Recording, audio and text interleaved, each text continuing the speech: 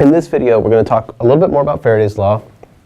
But now what we're going to do is we're going to talk about the left-hand side of this equation, namely the integral of the non-Coulombic electric field over some length, some path length. Okay? This looks like something that you've probably seen before, right? So it looks a lot to me like our definition of the electric potential, right? It looks like a potential difference. It has the same units as a potential difference of volts, but this guy is not an electric potential, as it turns out. The electric potential was derived under the idea that there were no moving charges, that there were no, that all the charges were static, or namely that the curl of the electric field was 0, which allowed us to do this. And in this case, we're talking about a curly electric field. And so we have now violated the assumption that we used to derive this. So what we have to do is then think about what is this thing. It's not a potential in the same sense, but it does provide some energy to move charges around. So what we're going to do is we're going to call this an induced electric potential, an induced V, and we're going to make sure that we label it without the minus sign. And the reason for doing that is to keep track of that minus sign because it tells us a little bit about what the direction of the currents are going to be as a result of changes to flux. It also makes clear to us that it is not the definition of the electric potential. It is something different because it has a different sign.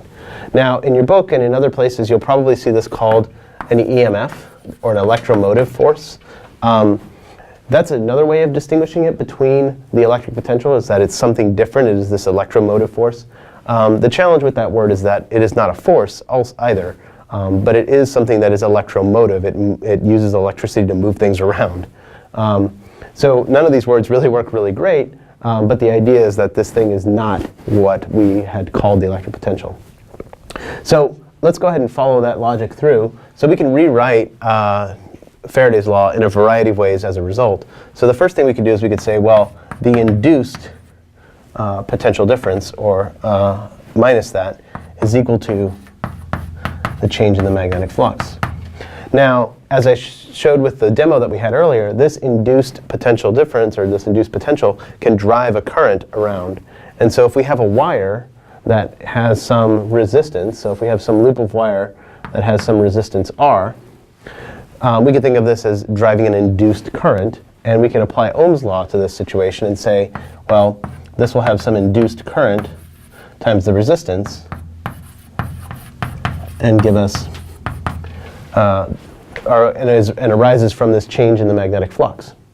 So these three statements, namely 1, 2, and 3, are three different statements about Faraday's law, and they use sort of different ideas. This one tells you about the electric field that curls around the magnetic field lines. This one tells you about the induced potential in some situation.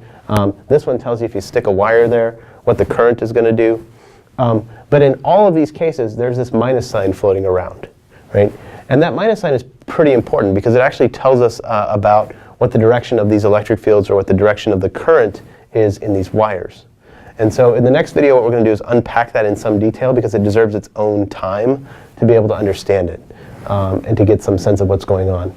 So in this video, we just really talked about that left-hand side and really made clear that the line integral that we're computing is not an electric potential in the same sense that we had before, because it's not due to static charges. It's really a way of keeping track of what the changing magnetic field is doing.